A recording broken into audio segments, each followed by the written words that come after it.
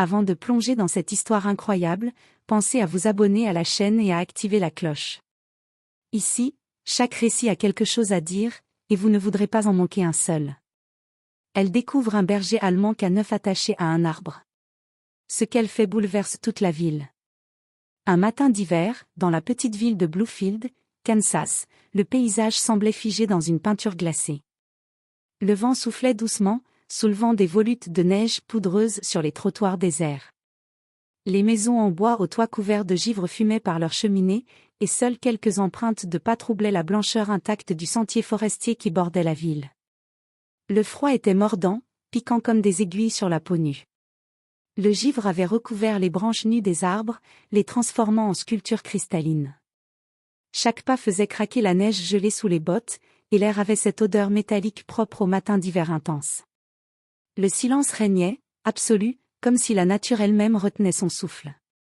Samantha Hay, 39 ans, avançait d'un pas lent mais assuré. Elle portait une parka épaisse de couleur olive, vestige de son ancienne vie militaire, et un bonnet en laine tiré bas sur son front. Ses gants, usés mais chauds, serraient la laisse vide qu'elle gardait toujours enroulée dans sa poche. Un réflexe. Même après toutes ces années. Depuis son retour à Bluefield après 8 ans passés comme vétérinaire militaire, d'abord en Irak, puis en Afghanistan, Samantha cherchait la paix dans les choses simples. La forêt, surtout l'hiver, lui rappelait les silences du désert après les tempêtes. Pas de cris. Pas d'urgence. Pas de corps à recoudre sous le feu. Cette promenade était devenue son rituel. Elle partait tôt, bien avant que les habitants n'émergent, avant même que le soleil ne se lève complètement. Elle marchait pour se purifier l'esprit. Pour oublier les visages perdus. Les camarades qui n'étaient jamais revenus. Et surtout, ce chien militaire qu'elle n'avait pas pu sauver, un berger belge prénommé Rocket, mort dans ses bras sur le tarmac d'une base en ruine. Mais ce matin-là, quelque chose rompit cette bulle de silence. Un bruit. Furtif. Presque irréel. Un gémissement. Elle s'arrêta net. Son instinct, affûté par des années de service, la fit tendre l'oreille immédiatement. Encore. Un halètement court, mêlé à un couinement étouffé. Ce n'était ni le vent, ni un animal sauvage. C'était une détresse familière.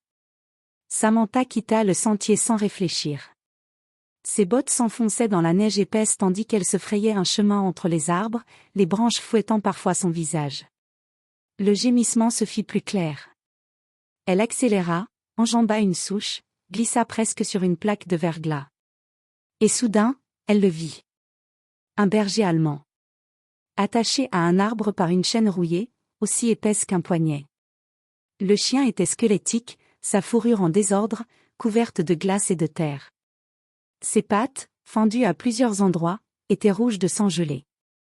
Il tremblait violemment, mais pas uniquement de froid, de peur, d'épuisement.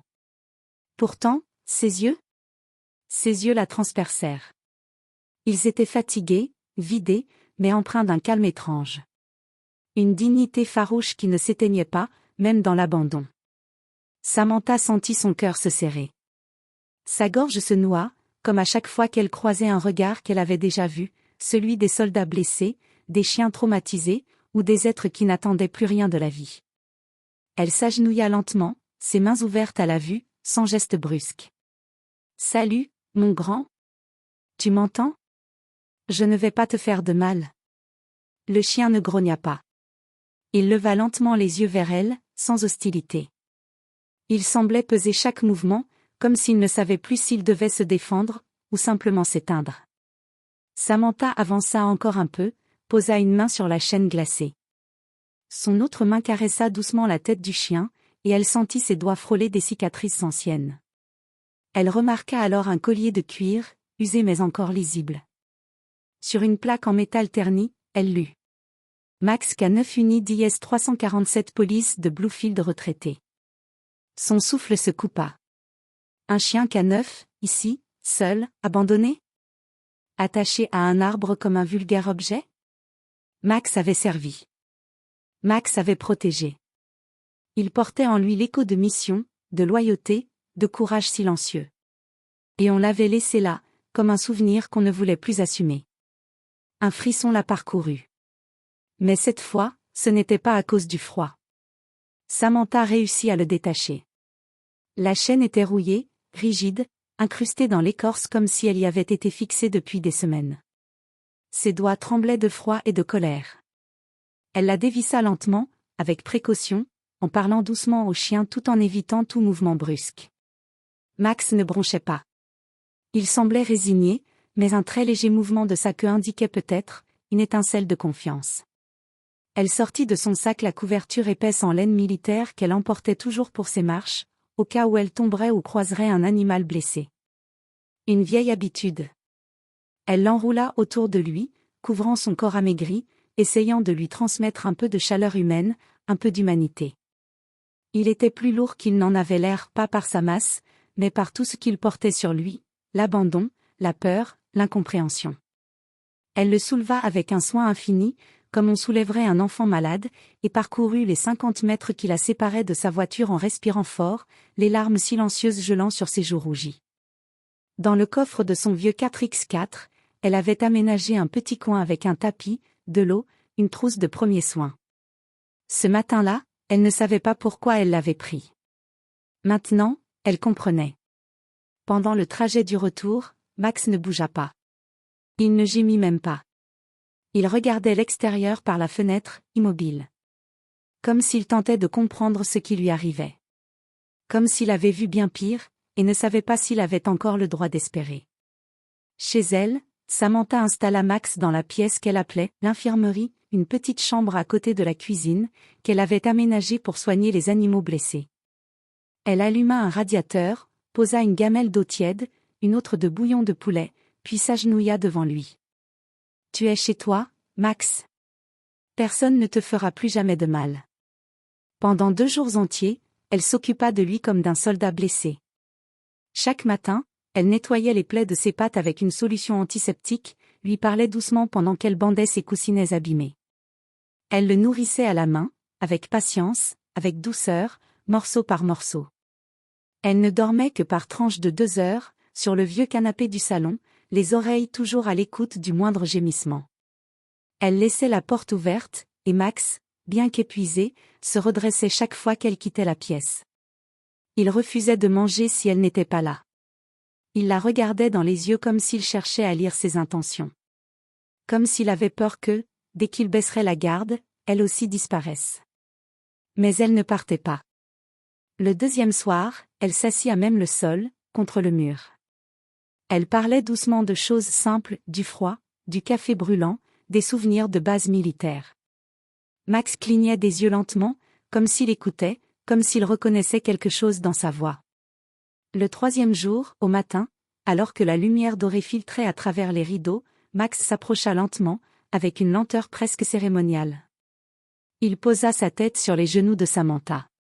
En silence. Elle ne bougea pas tout de suite. Elle sentit le poids de ce geste. Ce n'était pas juste de la gratitude. C'était une reddition. Il lui disait, sans un mot, « Je suis à toi. Je te fais confiance. » Elle sentit sa gorge se nouer, ses mains trembler. « C'est fini, mon grand. Tu ne seras plus jamais seul. » À ce moment précis, elle sut. Ce chien n'était plus un cas à gérer, un patient à sauver.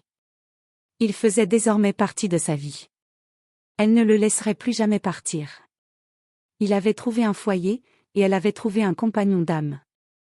Mais alors qu'elle regardait ce vieux soldat canin endormi à ses pieds, une question obsédante commença à la hanter. Comment un chien K9, un héros, un compagnon d'armes, avait-il pu finir ainsi? Où étaient les responsables? Où était la mémoire de ce qu'il avait accompli? Qui l'avait oublié? Ce n'était plus seulement une histoire d'adoption. C'était une quête de justice, mais aussi de vérité.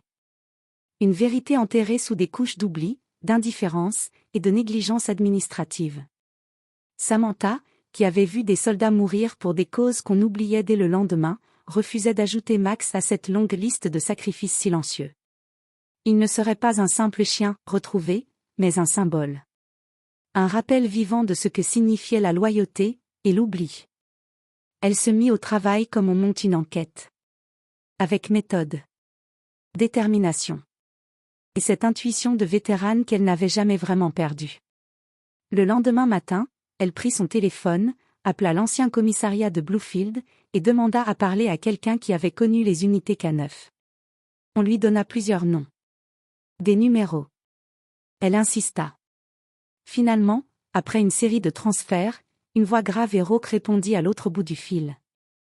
Lambert, George. Inspecteur retraité.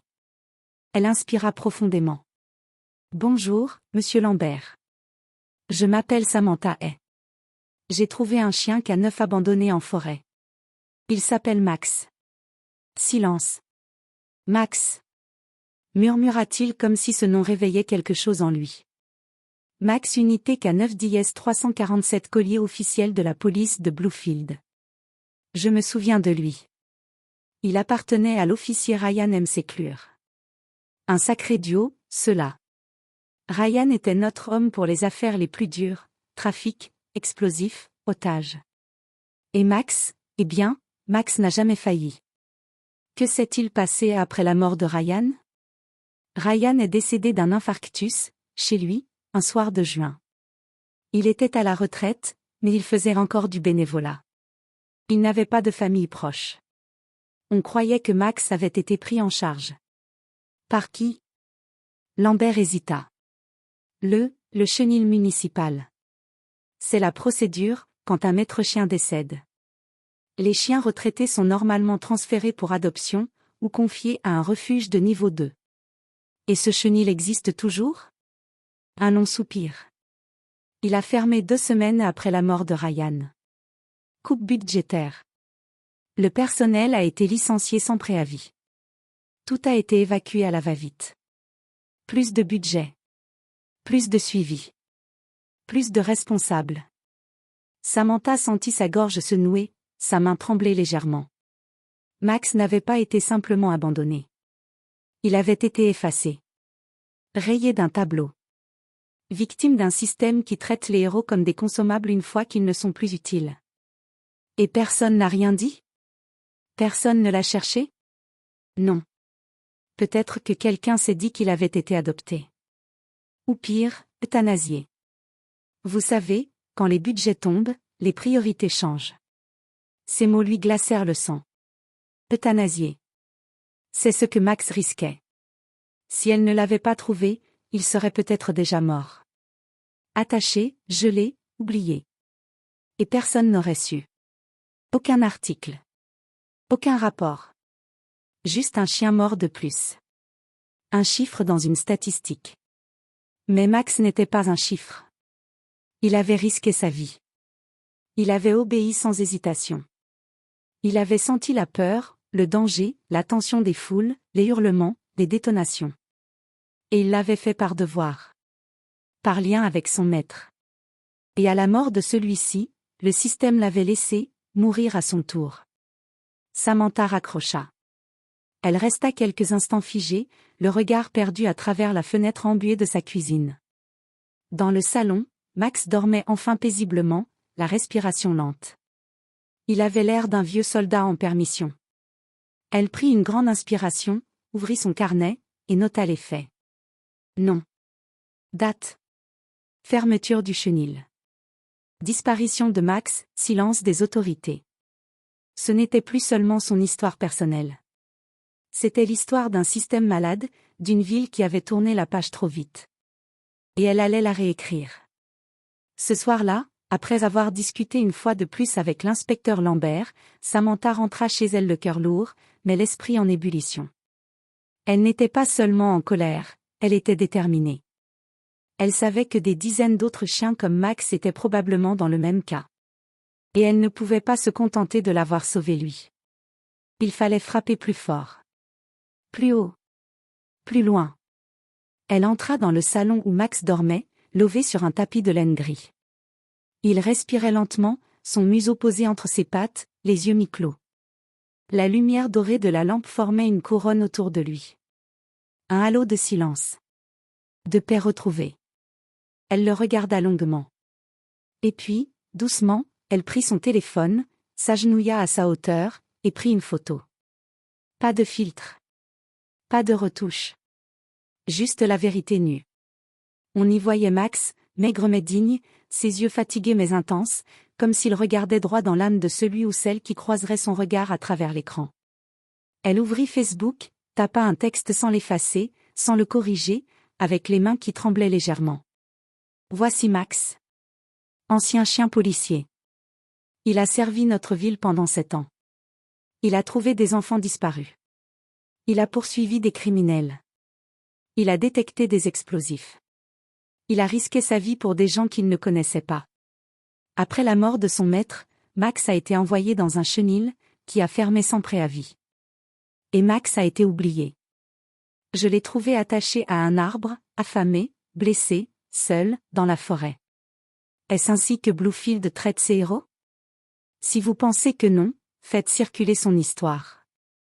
Elle appuya sur « Publier » sans rien attendre. Elle pensait toucher quelques voisins, peut-être faire réagir la mairie, mais elle ne se doutait pas que cette simple publication allait déclencher une onde de choc national. Dans les 6 premières heures, son post atteignit 10 000 partages. Des commentaires affluaient sans arrêt, des vétérans, des maîtres chiens, des policiers, des citoyens choqués. Des gens pleuraient en lisant son message. D'autres exprimaient leur honte. D'autres encore lui demandaient comment aider. En moins de 48 heures, la publication dépassait 40 000 partages. Le hashtag Justice pour Max apparut sur Twitter, puis sur Instagram, puis dans des stories TikTok où des gens racontaient les histoires de leurs propres chiens de service. Des groupes Facebook se créèrent, les anges silencieux, soutien au K9, les oubliés du service.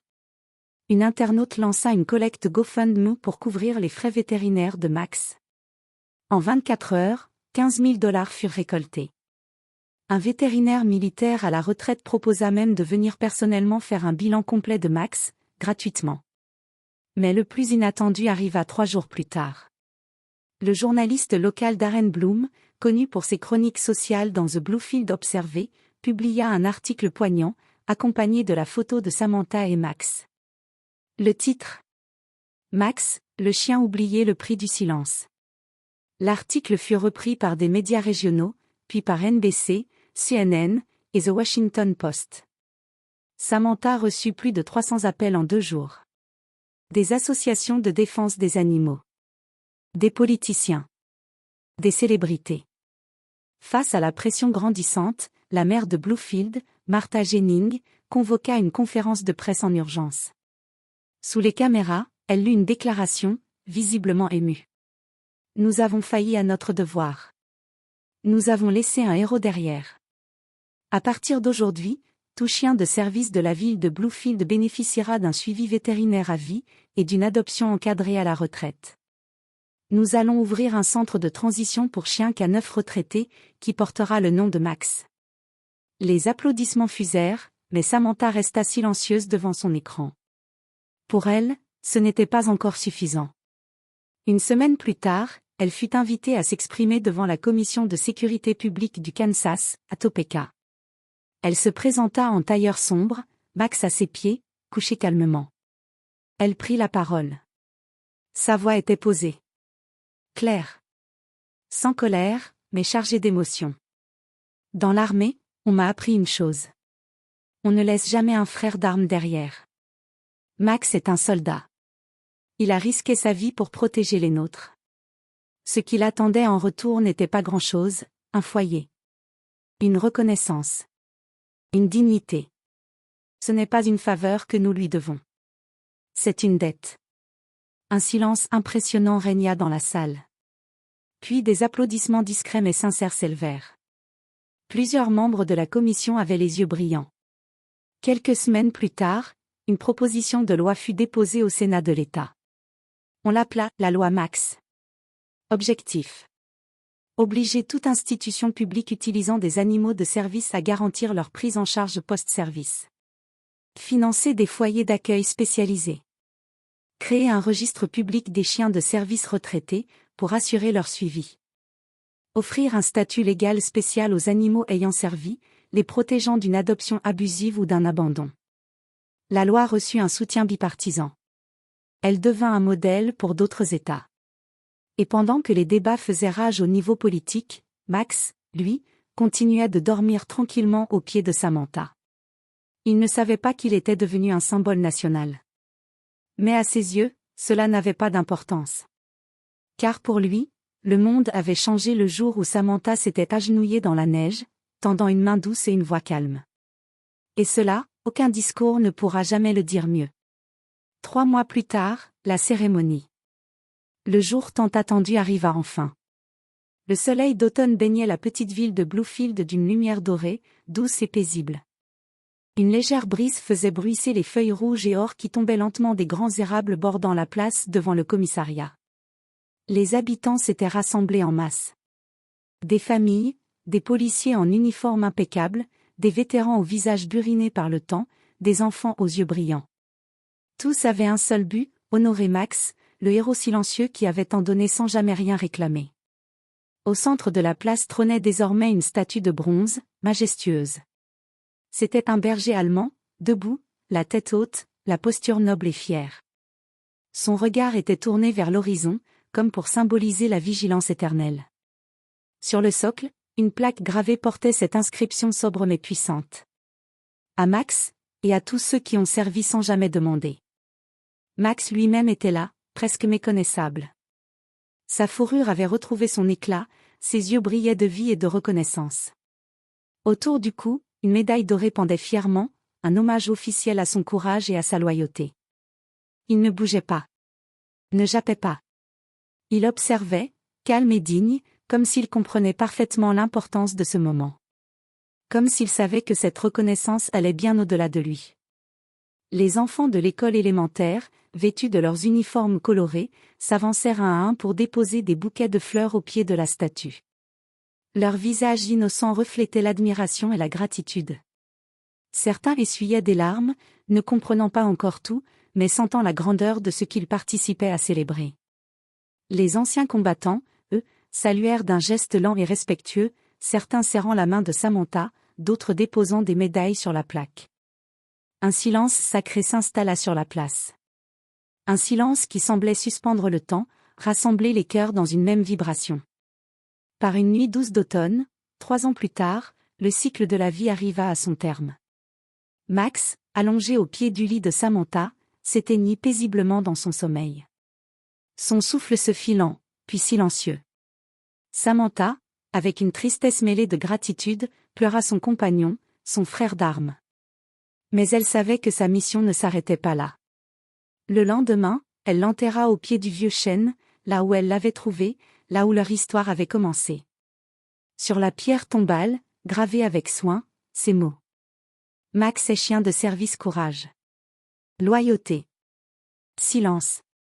Ce fut un lieu de recueillement, un sanctuaire de mémoire pour tous ceux qui, humains ou animaux, avaient servi avec bravoure. Depuis ce jour, chaque année, le 12 mars, date anniversaire du sauvetage de Max, la ville de Bluefield organise la journée Max.